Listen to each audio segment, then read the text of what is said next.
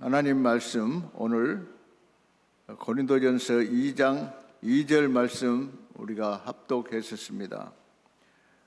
오직 예수 그리스도의 십자가, 우리 전우자로 인사합시다. 오직 예수 그리스도의 십자가를 바라봅시다.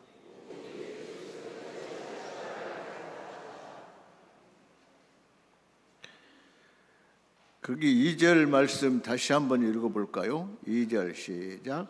내가 너희 중에서 예수 그리스도와 그가 십자가에 못 박히신 것 외에는 아무것도 알지 아니하기로 작정하였습니다.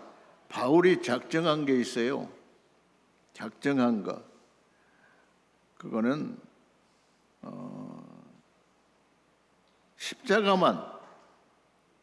십자가만을 전하겠다는 작정이. 1절에 혹시 볼까요? 1절 시작.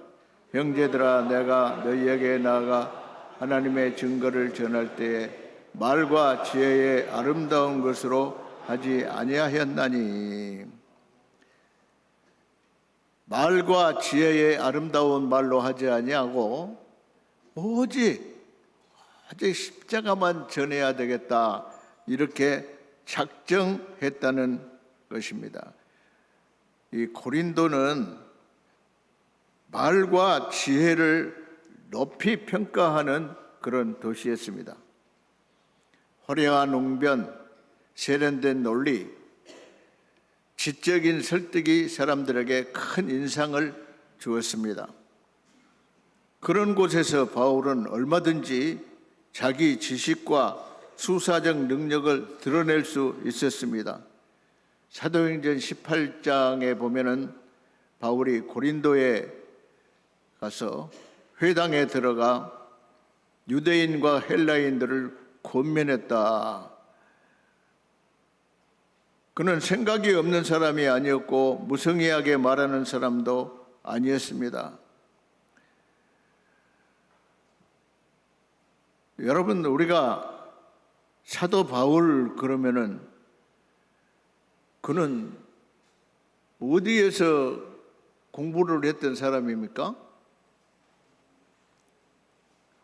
가말리엘 문화에서. 그러면 당대의 최고의 그런 곳에서 이렇게 공부를 했다. 그러니까 아주 실력자 중에 실력자다, 이렇게 할 수 있어요. 그리고 성경을 사도 바울이 썼는데 헬라어로, 히브리어로, 아람어로 3개 국어로 성경을 썼고 3개 국어를 통용했고 이런 언어에도 아주 능통한 그런 사람이었습니다. 그리고 그 유대인들에게는 한 가지씩 특기를 이렇게 가르쳐요. 세상 어디다 던져놔도 살 수 있는 특기. 그거는 사도 바울은 그 기술이 무슨 기술을 가르쳤냐면 텐트 메이커 미션이에요. 유대인들에게는 그런 특기를 가르쳐요. 우리나라도 지금은 문과대학을 가도 공대에 가서 컴퓨터를 배웁니다.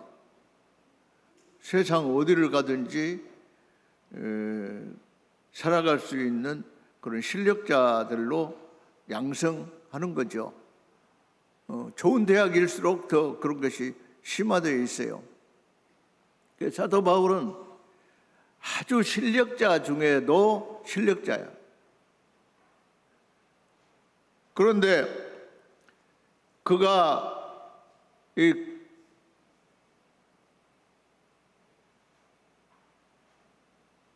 회당에 들어가서 유대인들과 헬라인들에게 이렇게 고린도에서 이렇게 복음을 전했는데 이게 잘 먹혀들이질 않아요. 철학적인 설교도 하고 문학적인 설교도 하고 지적인 수사를 많이 사용해서 했는데도 불구하고 별 효력이 없어요. 그래서 이것은 아니구나. 내가 지금부터는 이 예수 그리스도의 십자가만을 전해야 되겠다, 그렇게 작정한 거예요. 할렐루야.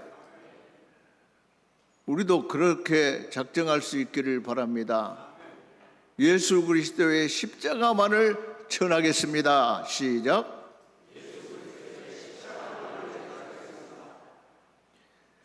우리는 전교인이 제자와 교사와 선교사와 되어 전도자의 삶을, 사역자의 삶을 살자는 캐치프레이즈를 걸고 우리가 복음을 들고 세상을 향해 나아가지 않습니까? 그럴 때 우리는 어떻게 해야 되겠느냐, 이 십자가만을 전해야 되겠다 하는 그런 결심과 그런 각오로 나아갈 수 있기를 주의 이름으로 축원합니다. 십자가만을 위해서, 십자가만을 전해야 되겠다. 그것을 위해서 하나님이 우리를 부르셨구나, 이런 사명감이 넘쳐 흐를 수 있기를 바랍니다. 교회는 여러 가지 교육이나 훈련, 지역사회를 위한 거, 심지어 선교적인 거, 세상에 우리가 그리스도의 빛을, 소금의 역할을 하는 것 다 많이 있을 수 있지만은 가장 중요한 것은 예수 그리스도의 십자가를 전하는 것입니다. 할렐루야. 십자가가 빠져버리면 모든 것이 다 빠져버리는 거예요. 십자가, 십자가, 이것을 우리가 전해야 돼요. 십자가. 모든 것의 중심에서 그리스도의 십자가가 밀려나면 교회는 가장 중요한 것을 잃어버리는 것입니다. 교회가 많은 활동을 하면서도 십자가의 복음을 선명하게 붙들지 않으면 사람을 도울 수는 있어도 사람을 하나님께로 인도할 수는 없습니다. 그렇다면 십자가는 우리에게 무엇을 말합니까? 십자가는 우리가 스스로 구원할 수 없는 죄인임을 말합니다. 십자가는 하나님께서 죄를 결코 가볍게 여기지 않으시구나, 이것을 깨닫게 해줍니다. 동시에 십자가는 그 죄인을 구원하시려고 하나님께서 자기의 아들을 내어주신 은혜가 얼마나 큰가를 선포하는 것입니다. 그리고 십자가는 우리의 의가 아니라 그리스도의 의만이 하나님 앞에서 우리의 소망임을 보여줍니다. 하나님께서 나를 대신해 십자가에 못 박혀 죽으셔야만 했다는 이 사실, 예수님께서, 하나님의 아들 예수님께서 나를 대신해 십자가에 못 박혀 죽으셔야만 했다는 이 사실 자체가 내가 얼마나 연약한 존재인지를 말해 주는 것입니다. 내 힘과 내 의로움으로는 결코 거룩하신 하나님 앞에 당당히 설 수 없는 죄인임을 십자가가 보여주는 것입니다. 그러나 십자가는 우리를 절망에만 두지 않습니다. 십자가는 우리의 죄가 얼마나 깊은지를 드러내지만 동시에 하나님의 은혜가 얼마나 큰지도 보여주는 것입니다. 하나님은 죄를 모른 척하지 않으셨습니다. 그렇다고 죄인을 버려두지도 않으셨습니다. 하나님은 자기의 아들을 통해, 독생자 예수 그리스도를 통해, 이 독생자라는 말은 외아들이라는 뜻도 있고 독특한이라는 뜻이 있어요. 성부, 성자, 성령 하나님이시지만 아들로서 우리에게 보내주셔서 죄를 심판하시고 그 아들로 말미암아 죄인을 받으셨습니다. 이것이 바로 복음입니다.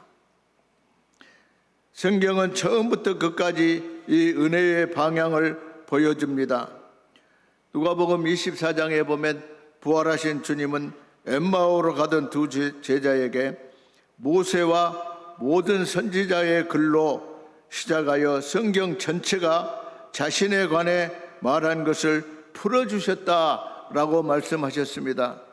주님은 성경을 인간 영웅들의 성공담으로 읽게 하지 않으셨습니다.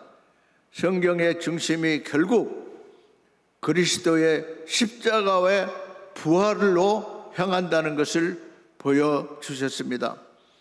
그러므로 우리는 성경을 읽고 해석할 때 그리스도를 장식처럼 덧붙이는 것이 아니라 본문이 성경 전체 안에서 그리스도께 어떻게 연결되는지를 신중하게 보아야 합니다. 우리는 죄인이기 때문에 우리 안에서 구원의 능력을 만들어낼 수 없습니다. 더 좋은 결심, 더 많은 활동, 더 강한 감정만으로 하나님 앞에 설 수 없습니다. 우리는 하나님께서 세우신 구원의 길을 바라보아야 합니다. 그 길은 십자가에 못 박히신 예수 그리스도입니다. 바울이 고린도에서 전하기로 작정한 것도 바로 이것입니다. 그래서 바울이 전한 것은 단순히 인생을 잘 사는 지혜도 아니고 도덕적으로 조금 더 나은 사람이 되는 방법도 아니었습니다. 그는 죄인을 위해 십자가에 못 박히신 하나님의 아들 예수 그리스도를 전했습니다. 물론 복음은 우리의 삶을 바꾸고 도덕적 열매를 맺게 하며 지혜로운 삶으로 인도합니다. 그러나 그것들은 복음의 열매이지 복음의 중심이 아닙니다. 그 어느 것도 우리를 구원하지 못합니다. 구원의 수많은 소망은 오직 우리를 위해 십자가에 못 박히신 그리스도께 있습니다. 우리가 십자가를 붙들 수 있는 이유는 그리스도께서 십자가에서 우리를 위해 이미 모든 것을 다 이루셨기 때문입니다. 요한복음 19장 30절에 보면 다 이루었다. 예수님께서 십자가상에서 그렇게 말씀하셨습니다. 이 선을 위해서 우리는 비로소 안심하고 우리 인생의 모든 죄를 내려놓을 수 있습니다. 사랑하는 새하늘 교회 성도 여러분, 교회는 이 중심을 잃지 말아야 합니다. 우리의 가정도 이 중심을 잃지 말아야 합니다. 자녀에게 신앙을 가르칠 때도 단순히 착하게 살라고만 말할 것이 아니라 왜 우리에게 그리스도의 십자가가 필요한지를 말해야 합니다. 봉사를 권할 때도 사람의 인정이나 체면이 아니라 우리를 먼저 사랑하신 그리스도의 은혜에서 시작해야 합니다. 우리는 영혼들을 죄인을 위해 열려있는 십자가 앞으로 인도해야 합니다. 바울은 고린도에서 한 가지를 작정했다. 바로 십자가의 그리스도를 전하는 것입니다. 우리 모두도 이 십자가를 전하기로 작정하는 새하늘 성도들 되시기를 바랍니다. 두 번째 바울이 의지한 것이 있습니다. 3절과 4절을 보겠습니다. 3절 4절 시작. 내가 너희 가운데 거할 때에 약하고 두려워하고 심히 떨었노라. 내 말과 내 전도함이 설득력 있는 지혜의 말로 하지 아니하고 다만 성령의 나타나심과 능력으로 하여. 바울이 의지한 것 있습니다. 두렵고 떨릴 때 복음을 전하고 말씀을 선포할 때 다만 성령의 나타나심과 능력으로 했다. 이렇게 고백하고 있습니다. 다만 성령의 나타나심과 능력으로 하여. 시작. 다만 성령의 나타나심과 능력으로 하여 그랬습니다. 바울이 의지한 것은 다만 성령의 나타나심과 능력으로 했다. 뜻밖의 고백 아닙니까? 우리가 아는 바울은 담대한 사람입니다. 복음을 위해 박해받고 감옥에 갇히고 죽음의 위협도 감수했습니다. 그런데 그가 고린도에서 약하고 두려워하고 심히 떨었다고 말합니다. 하나님의 말씀을 맡은 자가 그 무게에서 느끼는 거룩한 떨림이 있었기 때문입니다. 그런데 사도행전 18장 9절에 보면 바울이 고린도에 있을 때 주께서 밤에 환상 가운데 바울에게 말씀하십니다. 시작. 밤에 주께서 환상 가운데 바울에게 말씀하시되 두려워하지 말며 침묵하지 말고 말하라. 두려워하지 말며 침묵하지 말고 말하라. 이 말씀은 바울에게 두려움과 떨림이 낙심이 있었을지라도 주님께서 바울의 약함을 책망만 하지 않으시고 하나님의 위로와 힘을 주셔서 계속 복음을 전하게 하셨다는 것을 보여주는 것입니다. 4절에 보면 성령의 나타나심이라는 표현은 성령께서 복음의 말씀이 참되다는 것을 사람의 마음속에 드러내시고 확증하시는 역사를 가리킵니다. 복음은 입술을 통해 선포되지만 그 복음을 마음에 새기는 분은 성령이십니다. 바울은 고린도서 4장 10절에 보면은 우리가 이 보배를 질그릇에 가졌으니 이는 심히 큰 능력은 하나님께 있고 우리에게 있지 아니함을 알게 하려 함이라. 그렇게 말씀했습니다. 질그릇은 깨지기 쉽고 평범합니다. 그러나 그 안에 보배가 있어요. 보배가 담겨 있다면 사람의 시선은 그릇이 아니라 보배로 향해야 합니다. 복음 사역도 그렇습니다. 사역자는 질그릇입니다.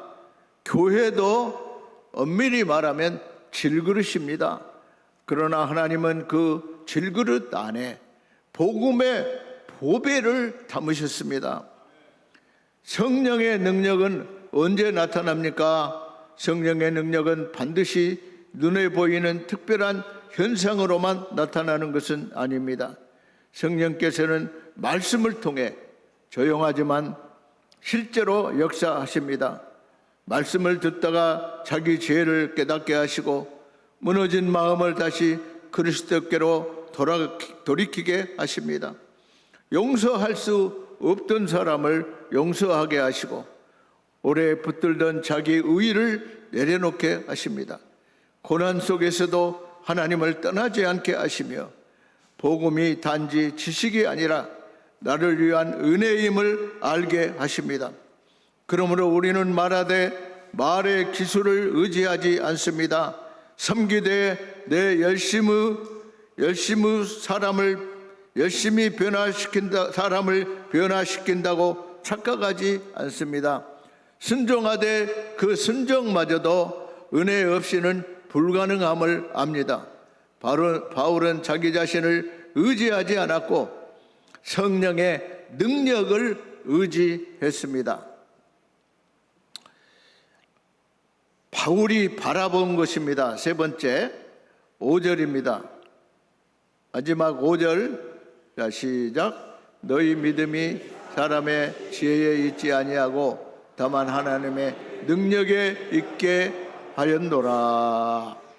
이 구절은 오늘의 결론의 말씀입니다. 바울이 십자가의 그리스도를 전한 이유, 성령의 능력을 의지한 이유가 여기에 있습니다. 바울은 고린도 성도들의 믿음이 사람의 지혜가 아니라 하나님의 능력 위에 서기를 바랐습니다. 이것이 참된 교회의 목적입니다. 그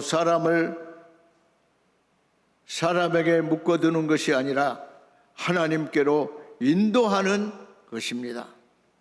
바울은 사람들이 자신에게 감탄하는 것도, 자신의 말솜씨를 기획하는 것도, 자신을 중심으로 무리가 생기는 것도 원하지 않았습니다. 그는 고린도 성도들이 바울이라는 사람을 넘어 바울이 전한 그리스도와 하나님께 뿌리 내리기를 원했습니다. 고린도전서 1장을 보면 고린도 교회 안에는 이미 사람을 중심으로 나뉘는 문제가 있었습니다. 어떤 사람은 바울에게, 어떤 사람은 아볼로에게, 어떤 사람은 게바에게 속했다고 말했습니다. 사람의 은사를 귀하게 여기는 것과 사람에게 믿음을 묶어두는 것은 다릅니다. 좋은 설교자와 좋은 교사를 주신 것은 감사할 일입니다. 그러나 그들은 믿음의 기초가 아닙니다. 믿음의 기초는 하나님께 있습니다. 하나님의 능력 위에 선 믿음은 다릅니다. 그 믿음은 십자가의 그리스도께 뿌리를 두고 성령께서 말씀으로 붙드시며 나의 의가 아니라 그리스도의 의를 의지하는 믿음입니다. 이 믿음은 감정이 연약해지는 날에도 하나님께 나아가게 합니다. 실패한 날에도 그리스도의 의를 붙들게 합니다. 고난의 이유를 다 알 수 없는 날에도 하나님을 떠나지 않게 합니다. 왜냐하면 이 믿음의 기초가 나 자신이 아니라 하나님이시기 때문입니다. 사랑하는 성도 여러분, 주일마다 우리가 말씀 앞에 모이는 이유도 여기에 있습니다. 우리는 단지 좋은 이야기를 듣기 위해 모이는 것이 아닙니다. 물론 말씀은 우리에게 위로를 주고 한 주간 살아갈 힘을 줍니다. 그러나 예배의 목적은 거기에서 끝나지 않습니다. 우리는 하나님의 말씀 앞에 바로 서기 위해, 십자가의 그리스도를 다시 바라보기 위해 성령께서 우리의 마음을 새롭게 하시기를 구하며 모입니다. 그러므로 말씀을 들을 때 우리는 이 설교가 재미있는가, 위로가 되는가 물을 수 있지만 더 중요한 질문이 있습니다. 이 말씀이 나를 예수님께로 이끄는가, 내 죄를 정직하게 보게 하는가, 하나님의 은혜를 더 분명하게 붙들게 하는가, 내 믿음이 다시 하나님의 능력 위에 세워지게 있는가, 이 질문이 중요합니다. 여러분, 우리 교회는 전교인이 제자와 교사와 선교사와 되어 전도자의 삶을, 사역자의 삶을 살아가자는 캐치프레이즈를 걸고 전 세계를 향해 복음을 들고 나아가는 선교사의 삶을, 사역자의 삶을 살아가기로 우리는 목표를 세우고 나아가고 있습니다.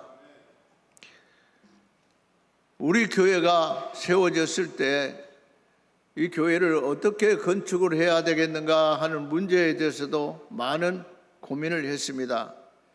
그래서 우리가 하나님께 예배하는 문제가 가장 중요하기 때문에 이 좁은 공간에서 가장 중요한 공간에 예배실을 넣게 되었습니다.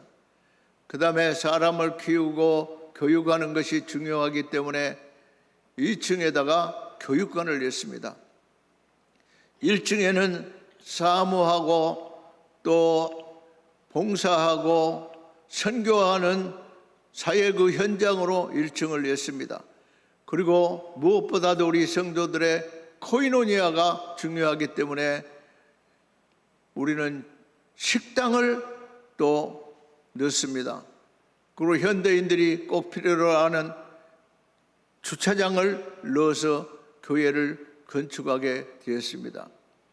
우리는 무엇보다도 이 교회 건축의 우선순위에 따라 하나님을 예배하고 하나님의 사람으로 온전케 하고 우리는 복음을 들고 우리가 매주 우리가 읽는 이 파송의 말씀을 따라서 땅끝까지 이르러 주의 복음을 증거해야 될 줄 믿습니다. 무엇을 증거합니까? 예수 그리스도의 십자가만을 증거할 수 있기를 바랍니다. 우리 자녀들을 잘 양육해 길러야 되겠습니다. 어떻게 길러야 되겠습니까? 예수 그리스도의 십자가로 길러야 되겠습니다. 우리가 봉사하고 헌신해야 되겠습니다. 어떻게 해야 되겠습니까? 예수 그리스도의 십자가로 봉사하고 헌신해야 되겠습니다. 말씀을 맺겠습니다. 오늘 본문은 바울의 전도 방식을 통해 교회의 믿음이 어디에 서야 하는지를 보여줍니다. 바울은 먼저 무엇을 전했는지 말했습니다. 그는 십자가에 못 박히신 그리스도를 전했습니다. 무엇을 의지해야 했는지 말했습니다. 성령의 능력을 의지했습니다. 무엇을 위해 전했는지도 말했습니다. 성도들의 믿음이 사람의 지혜가 아니라 하나님의 능력 위에 서기를 바랐습니다. 이 세 가지는 따로 떨어져 있지 않습니다. 복음의 내용은 그리스도입니다. 복음의 능력은 성령입니다. 복음의 목적은 하나님께 뿌리를 내리는 것입니다. 성자께서 십자가에서 구원을 이루셨고 성령께서 그 복음을 우리에게 적용하시며 하나님께서 우리의 믿음을 자기 능력 위에 세우십니다. 그렇게 이 말씀은 우리를 삼위 하나님의 은혜 앞으로 이끕니다. 그러므로 우리의 믿음은 다시 십자가 앞으로 돌아가야 합니다. 우리는 다시 성령의 도우심을 구해야 합니다. 우리는 다시 하나님의 능력 위에 서야 합니다. 우리의 교회가, 우리의 가정이 인간의 힘이 아니라 하나님의 은혜 위에 서기를 바랍니다. 우리 각 사람의 믿음이 십자가의 그리스도와 성령의 능력 안에서 하나님께 굳게 뿌리 내리기를 주의 이름으로 축원합니다.